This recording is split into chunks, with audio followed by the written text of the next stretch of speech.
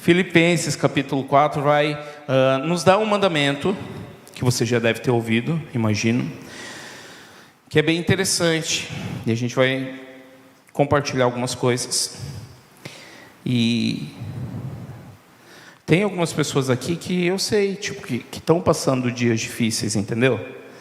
E que a situação é complicada algumas vezes, mas é possível sim cumprir o que a Bíblia nos manda cumprir em Filipenses capítulo 4. A gente vai ler alguns versículos até chegar ao versículo principal, tá bom?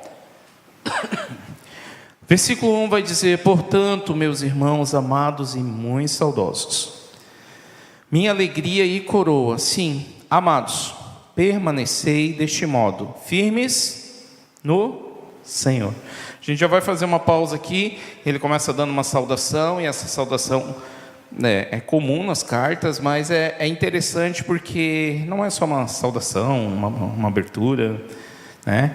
Mas simplesmente ele diz algo muito importante. Ele diz: amados, permaneceis deste modo.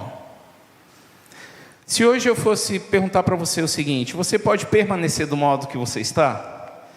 É interessante que a carta já começa dizendo: olha, amados, permanecei deste modo. Só que eu fico com medo algumas vezes de talvez falar isso: amados, permanecei deste modo, porque eu não sei o modo que você vive. Esse modo aqui é nos modos do padrão do Senhor, e ele continua dizendo: de que modo? Firmes no Senhor. Cara, não pode ser firme em mim, não pode ser firme nem no teu cônjuge. Eu e a Joyce, a gente tem é mais a Joyce que tem esse acordo, beleza? Tudo bem.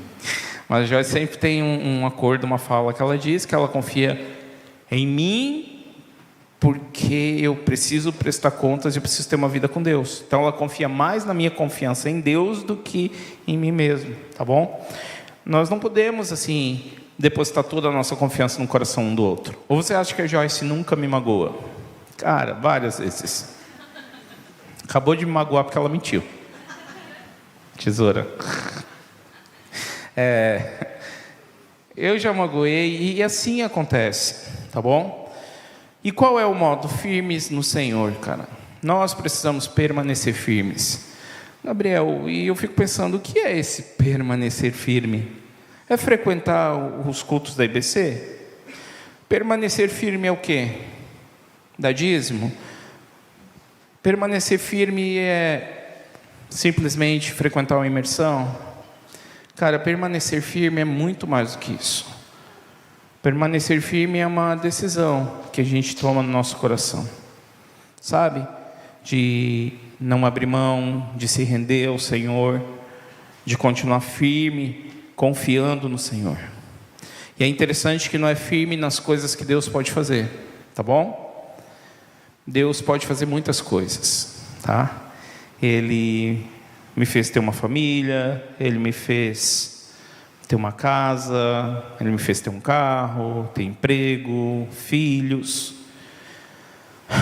Mas eu não posso tentar permanecer firme naquilo que o Senhor pode me dar. Eu preciso permanecer firme no Senhor. Com ou sem, em abastança ou não, eu preciso estar firme com Ele. Ele continua dizendo: rogo a Evódia, rogo a Sintique, que pensem concordantemente no Senhor. A ti, fiel companheiro de julgo, também peço que auxilies, pois juntas se esforçam comigo no Evangelho. Também com Clemente e com os demais cooperadores meus, cujos nomes se encontram no livro da vida. Aqui no verso 2 tem uma coisinha que eu acho bem interessante. Rogo a Evódia e a Sintique que pensem concordantemente no Senhor. É interessante que essa concordância no Senhor, tá bom? Vamos fazer uma enquete aqui. Quem prefere carne ao ponto? Levanta a mão. Beleza.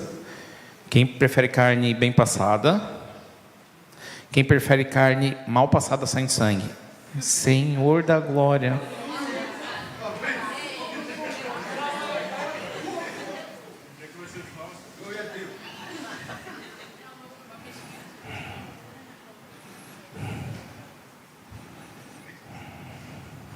Beleza. Era para ser o contrário. Não tô brincando. Cara, a gente não vai chegar num consenso, tá bom? Em coisas aleatórias da nossa vida, o que comer, o que vestir, aonde passear, né? Quem prefere praia? Piscina? Quem não quer água? Não toma banho. Gente, olha só.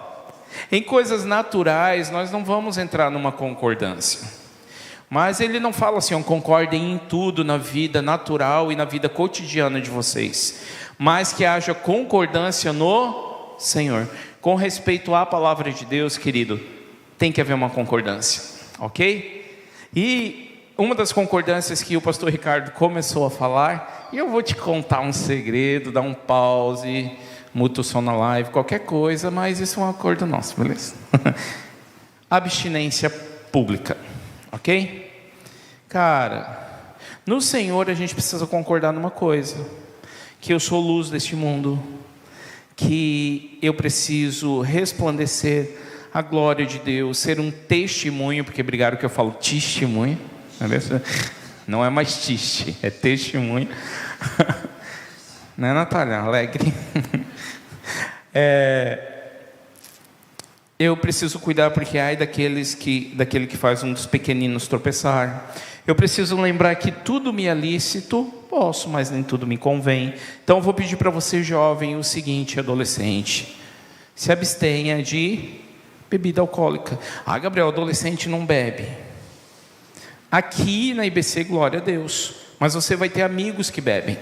Você vai sair com pessoas e jovens que bebem. E aí eu vou te dar um conselho, concordando no Senhor: se abstenha das más aparências, se abstenha das coisas ruins. Roupa, que o pastor Ricardo também comentou, ok? Cara, tipo, é óbvio que vai pegar um pouco mais para as meninas, né? Porque, tipo, se eu botar uma blusa sem tropê, vocês não ficarão seduzidos. Certo? Concorda? Se eu botar uma baby look também não. Depende, tem uns outros rapazes que eu vou dizer, não ponha, porque você é um instrumento de sedução. Quem que é instrumento de sedução? Não, né? Queria só ver se tem alguém que se acha. Mas, cara, brincadeiras à parte, no Senhor a gente precisa concordar. Estou falando de roupa, bebida. Cara, não mintais uns aos outros. Cara, não pode mentir. Isso não tem como eu levantar uma enquete e perguntar quem acha que mentira é de Deus ou não, do diabo. Tem. No Senhor tem que haver concordância. Por exemplo, vire para o adolescente do seu lado e fala: preste atenção. Concordância, né?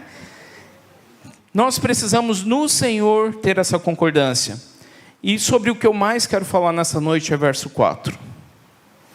Um mandamento que talvez seja contraditório em alguns momentos da vida, que é: alegrai-vos sempre no Senhor. Primeiro que ele vai falar alegrai-vos, esse alegrai-vos aqui, nós não estamos falando, ou regozijai-vos em outras traduções, que é a mesma coisa. Ele não está falando de uma alegria momentânea, cara. Tipo, Gabriel caiu, Carlinhos batia a mão e parecia um bobo da corte, assim, porque eu vou me vingar dele, né? Isso é uma alegria momentânea. Porque você vai sair daqui e vai passar. Sabe? Um super filme, momentâneo. Um super passeio, momentâneo. Uma super viagem, momentânea. Não, tudo bem, eu concordo com você, Gabriel. Mas quando eu tiver o meu super carro, momentâneo. Você vai querer outro. Quando eu tiver a minha super casa, você vai querer outra. Tudo que tem nessa terra é passageiro, momentâneo. A Bíblia vai ensinar que nós somos como uma flor do campo, tá bom? Sopra o vento, daqui a pouco acabou. Essa alegria que o autor está falando, ela vai muito além, querido, de um sorriso. Ela vai muito além de achar graça de alguma coisa. Vai muito além de uma piada. É uma alegria de quando eu enterro meu sobrinho, como eu enterrei com 60 dias. junto com a minha irmã, debruçada no caixão chorando, meu pai se jogando no chão de desespero, minha outra irmã chorando. Está entendendo? Gabriel, você estava alegre, sem sorriso, sem emoções de felicidade, sem vontade de falar com as pessoas, mas alegre. Alegre porque o Senhor guardou o coração da minha irmã em fé. Alegre porque aproximou meu pai e minhas irmãs do Senhor mais ainda. E alegre por a melhor de todas as coisas que eu conversei com a minha irmã. O Senhor tinha um plano para a vida do Nicolas e o Senhor queria salvar o Nicolas. O Senhor elegeu o Nicolas antes da fundação do mundo. Já vamos entrar em predestinação, calvinismo, mas eu não vou ficar numa aula de teologia. Mas ele elegeu, cara. E só existe uma forma disso acontecer. Não tem como o Nicolas ficar lá no céu, num plano. Precisa o Senhor trazer o Nicolas à terra. Escolheu a Sheila, minha irmã, o Klaus, o pai dele. E o maior dos planos se concretizou. Nicolas nasceu e foi salvo para a glória de Deus. Estou te falando de momentos difíceis, porque essa alegria, ela talvez não seja assim, estampada no rosto com um sorriso, mas seja uma segurança de que o Senhor tem o controle de tudo. Que o Senhor, que comanda todas as coisas, suprirá todas as coisas. Você acha que a gente já passou por isso, sabe? De não ter as coisas mesmo, depois de casado. A gente nunca passou fome, porque senão teria emagrecido, né? Mas, mesmo... agora eu sou obrigado a fazer uma piada comigo mesmo. Imagina o tamanho da minha fome com esse corpo sem ter coisa. Né? Então, assim, aumenta o grau do desespero. Mas, brincadeiras à parte, a gente já passou. E vocês estavam felizes? Se você me encontrasse, talvez eu iria chorar. Eu iria dizer, não estou entendendo o que está acontecendo. Mas lá no fundo, eu diria, estou feliz, porque o Senhor está cuidando da minha vida e Ele vai dar um jeito. É dessa alegria que nós estamos falando, querido. Da alegria da salvação. Da alegria de ter o Rei dos Reis dentro de nós. Da alegria de sabermos que se tudo der errado nessa terra, estamos seguros com Ele na eternidade. E Ele continua dizendo algo bem interessante: alegrai-vos no Senhor. Então esse é o primeiro passo.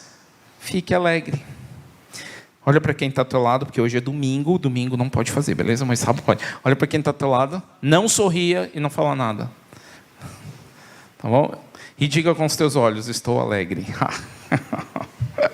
Cara, difícil, hein?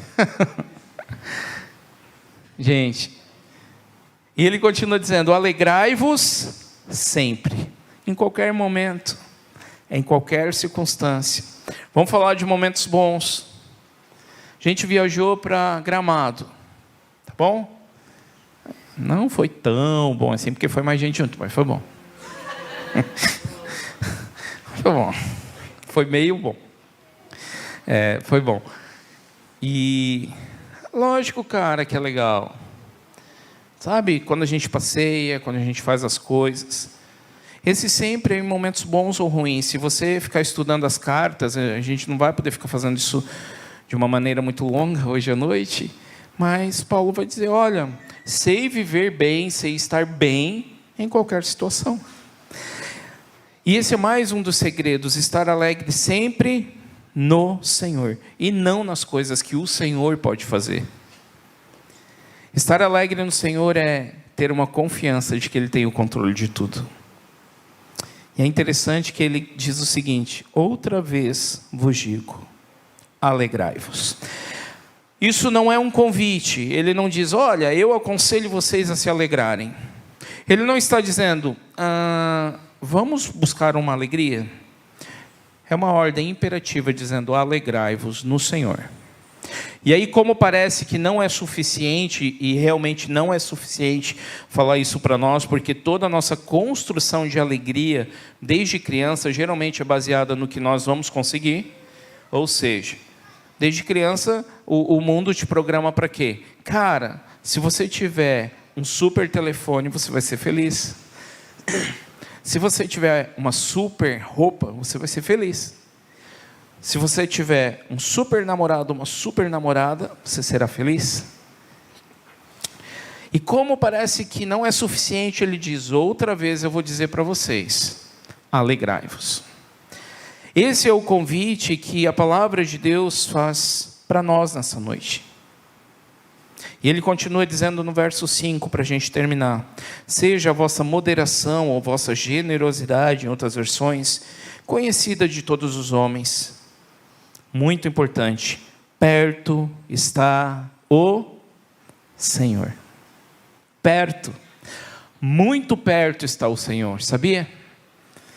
Passei uma situação bem difícil essa semana aí, e um irmão, que não é aqui da imersão, é um senhor, então, não estou brincando, é um irmão, a gente conversando, ele viu a situação acontecer e a gente estava saindo, ele falou, vou tentar te ajudar, eu falei, beleza, legal. Ele disse, posso orar contigo em pé aí no meio do templo, na construção? Eu falei, pode. E ele me abraçou, orou bem rapidinho. Mas, cara, o Senhor usou a vida dele para tranquilizar meu coração. Sabe por quê? Porque a situação era bem chata e é óbvio que, biblicamente, teologicamente, eu sei que o Senhor está perto. Mas emocionalmente parecia que não. Porque parecia que o Senhor não estava vendo a situação. Ele me abraçou, orou, e ele me falou de uma passagem super conhecida, super, e que tinha deletado da minha mente, nem lembrava que existia. Ismael com sua mãe no deserto, a ponto de morrer, e o Senhor ouviu o choro da criança. Quase comecei a cantar, e o Senhor ouviu o choro do bebê, né? Eu sei que é Joquebede, beleza? Fica tranquilo. Mas é um outro Ismael aí. Cara, e ele orou comigo e saiu, e eu fiquei pensando, meu Deus. Eu parei para refletir em toda a história, né, de Ismael, do Senhor cuidando dele no deserto, e aquilo trouxe consolo ao meu coração. A situação não mudou, o problema é o mesmo, mas uma alegria substituiu o medo, o desespero, dizendo, olha que maravilha, está tudo errado. Mas o Senhor conhece a fragilidade de alguém até no deserto. Por isso, o texto vai dizer, perto está o Senhor. E eu termino dizendo no 6, não andeis ansiosos por coisa alguma, em tudo, porém, sejam conhecidas diante de Deus as vossas petições, pela oração, pela súplica e pelas ações de graça. Vamos concluir, querido. Alegrai-vos do Senhor, mais uma vez vos digo, alegrai-vos. Mas como eu vou me alegrar? Você vai se alegrar lembrando de duas coisas fundamentais desse texto. Perto está o Senhor. Então não importa o momento que nós estivermos vivendo, cada um de nós podemos nos alegrar, querido, porque existe maior alegria para o coração de um homem ou de uma mulher, de saber que o Senhor está perto dele, numa situação difícil. Não tem maior alegria. Olha o desespero de alguém que não tem o Senhor ou que não sabe que o Senhor está perto. Foi tomado por um câncer. Tá bom? Vou relatar um fato verídico aqui de Balneário. Vamos trocar o câncer por um infarto. Um senhor teve um infarto em Balneário. Paralisou o seu lado direito, eu acho que foi. Não sei se direito ou esquerdo, mas acho que direito. E ele se jogou do prédio. Já pensou se acontece isso com você? É lógico que nós vamos ficar tristes, angustiados. Vamos orar para você melhorar. Mas existe maior alegria do que saber que perto está o Senhor de mim em qualquer situação? É muito mais fácil passar pelos momentos difíceis. E a segunda dica que ele dá é, não andeis ansiosos por coisa alguma. Quantos creem que Deus conhece as nossas necessidades? Me ajuda aí. Você tem certeza ou está levantando a mão para levantar? Tilt na cabeça. Se Ele conhece, por que Ele manda fazer súplicas e orações e ações de graça? Cara, um Deus que conhece as coisas antes que a palavra chegue à minha boca. Um Deus que eu não preciso falar, que Ele já provê. Um Deus que está perto de mim e já conhece a situação que eu vou passar, me pede para orar. Sabe quem mais ganha com oração? Você, eu. Cara, oração não é para fortalecer a Deus. Eu não vou orar a Deus que o Senhor tenha muita força para me tirar do problema. Eu não vou dizer, eu suplico, consegue, vai lá, vai, tu consegue. Não. Ações de graça, Deus, vou te engrandecer bastante para te sentir o cara. E aí tu vai me ajudar. Tu é muito forte, tu consegue tirar essa pedra. Cara, não. Só que então, por que um Deus que conhece todas as coisas nos instrui a orar? Porque em alguns momentos de oração, os maiores beneficiados somos nós. Sabe por quê? Porque quando eu estou muito atribulado, e eu dobro o meu joelho e eu começo a orar, o meu próprio coração, as minhas emoções começam a entender o seguinte: está tudo um caos, mas existe um Deus que pode resolver todas as coisas. Súplica é um ato muito mais profundo do que orar. Sabe?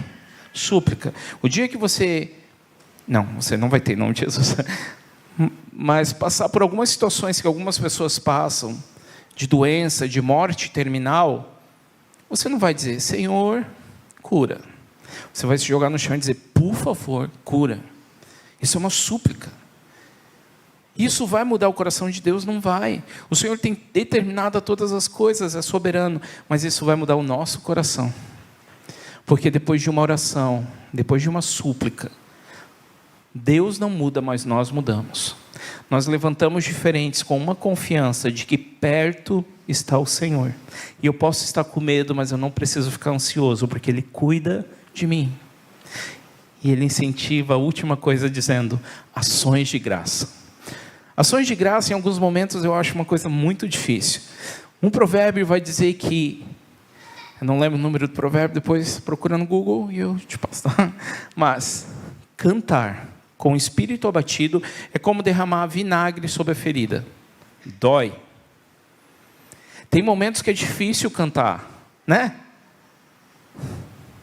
Levantar as mãos aqui e cantar, e a tua vida está toda diferente. Tem vezes que dói. Mas ele fala, ações de graça. Jesus dá ótimos exemplos disso. Jesus sendo Jesus, Pai, te dou graças porque tu sempre me ouves.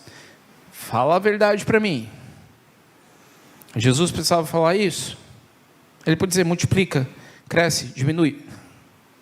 Ele nos dá um exemplo maravilhoso de ações de graça. Gabriel, você está pedindo para mim ter ações de graça no meio do caos? Eu estou pedindo para você orar no meio da dificuldade. Eu estou pedindo para você suplicar no meio de uma dificuldade e para você dar ações de graça. Não para mudar o coração de Deus, mas isso vai mudar o meu e o teu coração. Vai mudar o meu e o teu estágio aqui nessa terra. E aí nós vamos entrar num descanso de alegria, sabendo que perto está o Senhor. E que eu não preciso andar ansioso por nada nessa terra. Nada. O Senhor cuida de todas as coisas. Cada detalhe, cada momento, cada situação. Você é jovem, adolescente, eu vou te dar um desafio essa semana. Eu quero que você saia um pouco da tua naturalidade, carnalidade. Eu vou usar o meu filho como exemplo, não porque, o meu filho, mas eu posso falar dele, eu não quero falar dos outros, tá bom? E de uma situação que a gente viveu. Eu já contei isso. Mas, quando ele queria muito ter uma irmã lá, né? Foi sobrenatural. Mas teve uma outra situação bem assim, particular. Tinha uma galerinha andando de skate e, glória a Deus, o Senhor derrubou a pista de skate. Tá bom? Quantos querem que foi o Senhor? Porque daí não levanta mais. Estou brincando. Estou brincando, tem um projeto para outro lugar. Fica tranquilo, é só para zoar com você. Mas estava todo mundo andando de skate e o Levi queria um skate. Cara, eu não vou morrer por dar um skate para o Levi, eu não estou fazendo drama. Mas era um mês e um momento que não dava, entendeu? Até porque se for comprar um skatezinho assim para andar, é carinho, né? Tá, então vamos. Daí nós falamos, né? Ó, vamos orar e a gente compra, né? Vamos ver, só tem que esperar. E aí, cara, a gente saiu depois de um culto de domingo para comer com um casal muito querido e assim por diante. E que não tinha a mínima noção disso, mínima das mínimas noções. Que é uma coisa que aconteceu dentro de casa, entre nós. E aí a gente foi comer e caminhar um pouquinho na praia. Daí estava eu, ela, a Joyce, a Lara conversando, ele conversando assim perto com o Levi. Tudo bem, fomos embora. No outro dia, qual é o número que o Levi calça? A gente falou, é tal. Não, porque assim, ó, a gente percebeu que ele quer um skate, nós vamos comprar um skate.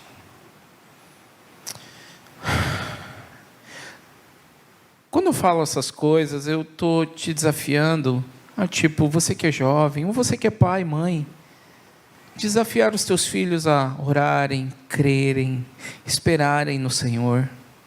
O Senhor cuida de tantos detalhes, cara, tantos detalhes da nossa vida, sabe? E eu comecei falando, te dá um desafio, sair da carnalidade. Cara, ore, suplique, dê ações de graça pelas coisas, porque perto está o Senhor. E não andeis ansiosos. E aí, essa afirmação que começou se torna real nessa noite. Alegrai-vos sempre no Senhor. Mais uma vez te digo, alegrai-vos. E eu termino dizendo, se alegre, porque o Senhor tem o controle da nossa vida e o controle de tudo, querido. Ele já tem tudo determinado sobre nós. Nosso futuro, nossas coisas, necessidades. Mas que você essa semana ore, suplique, faça ações de graças. Jogue teu coração diante dele. E lembre o teu próprio coração que perto está o Senhor. Que você não precisa andar ansioso por nada, porque ele supre todas as coisas. E que você renda a tua vida ao Senhor. Essa semana eu quero que você tenha uma semana de alegria. Gabriel, então vai chover na horta. Não, não vai chover na horta, beleza? Provavelmente quando a gente toma algumas decisões, sol, sem chuva, né? Sem dinheiro, sem... Alegrar-se no Senhor, lembrando que Ele cuida de nós dia após dia. Vamos colocar de pé nessa noite.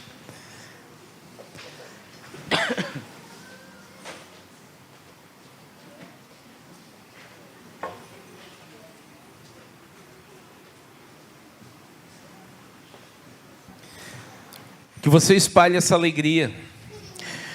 O mundo está precisando dessa alegria. Se você parar para perceber, notícias não são boas na internet, notícias não são boas nas mídias sociais. E que você espalhe uma notícia aonde você estiver essa semana. Qual a notícia? Cara, eu estou super feliz, mas o mundo está caindo. Eu estou super feliz. Então você é um alienado. Não. Talvez alienado é você que não sabe que perto está o Senhor e eu não preciso ficar ansioso que Ele cuida da minha vida. Que essa alegria não saia do teu coração. Porque a alegria da salvação é o maior de todos os presentes que nós temos. Nós vamos cantar Preciso de Ti. E eu queria te convidar a fechar os teus olhos agora junto conosco.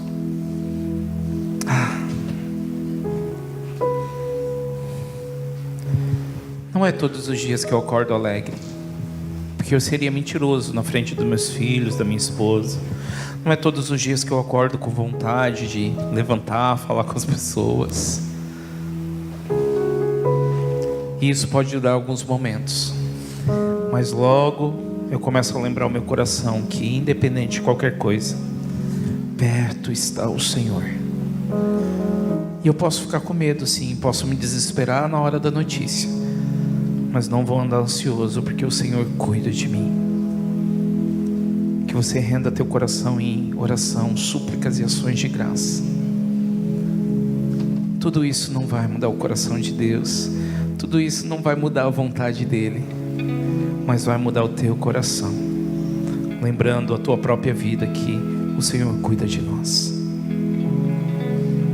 Nós precisamos do Senhor. Não tem ninguém aqui que não precise do Senhor. Todos nós precisamos. Agora, se tem faltado alegria na tua vida, e se você está vivendo momentos difíceis, nós vamos chorar com você. Chorar com os que choram, se alegrar com os que se alegram. Mas depois de chorar, nós vamos te lembrar de algumas coisas. Que o choro pode durar uma noite, mas a alegria vem pela manhã. Nós vamos te lembrar de textos que diz que a alegria do Senhor é a nossa força. Nós vamos te lembrar de textos que diz: alegrai-vos no Senhor. Mais uma vez, alegrai-vos. Olha para mim por um momento. Sabe um grande segredo de toda essa história? Ela foi escrita num lugar maravilhoso, na beira da praia. Tá bom? Paulo estava de férias e ele resolveu ir numa das praias de lá. E ele teve essa inspiração. Essa carta foi escrita na prisão, querido. Tem alguns indícios, mas o mais provável é Roma.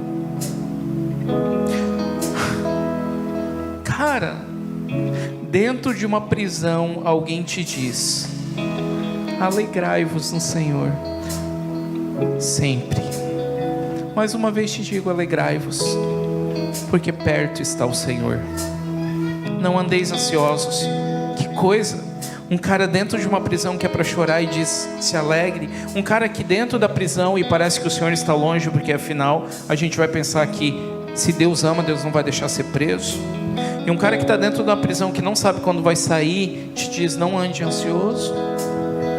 Ele só tem algumas opções lá: orar, suplicar, e a mais difícil de todas talvez, ações de graça.